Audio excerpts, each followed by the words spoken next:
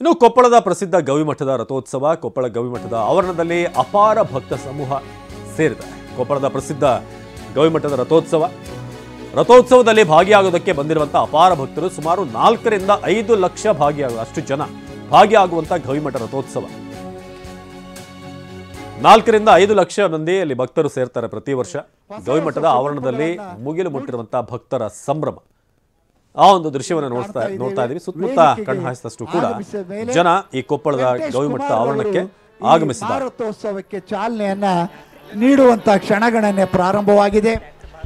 ಇಲ್ಲಿ ಹೀಗೆ ಈ ಒಂದು ಸಮಾಜಮುಖಿಯಾಗಿರ್ತಕ್ಕಂಥ ಈ ಒಂದು ಜನರಲ್ಲಿ ಸದ್ಭಾವನೆಯನ್ನು ಮೂಡಿಸ್ತಕ್ಕಂಥ ಮಹಾರಥೋತ್ಸವ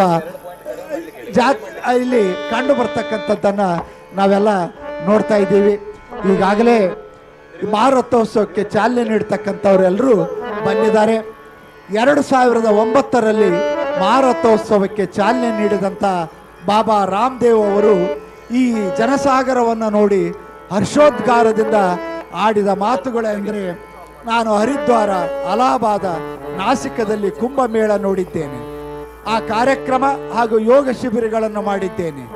ಗವಿಸಿದ್ದೇಶ್ವರ ಜಾತ್ರಾ ಮಹೋತ್ಸವದಲ್ಲಿ ಪಾಲ್ಗೊಂಡ ಮೇಲೆ ಕೊಪ್ಪಳದಲ್ಲಿ ಶ್ರದ್ಧೆ ಮತ್ತು ಭಕ್ತಿಗಳ ಮತ್ತೊಂದು ಮಹಾಕುಂಭಮೇಳವೇ ನಡೆಯುತ್ತದೆ ಎಂದು ಅನಿಸುತ್ತದೆ.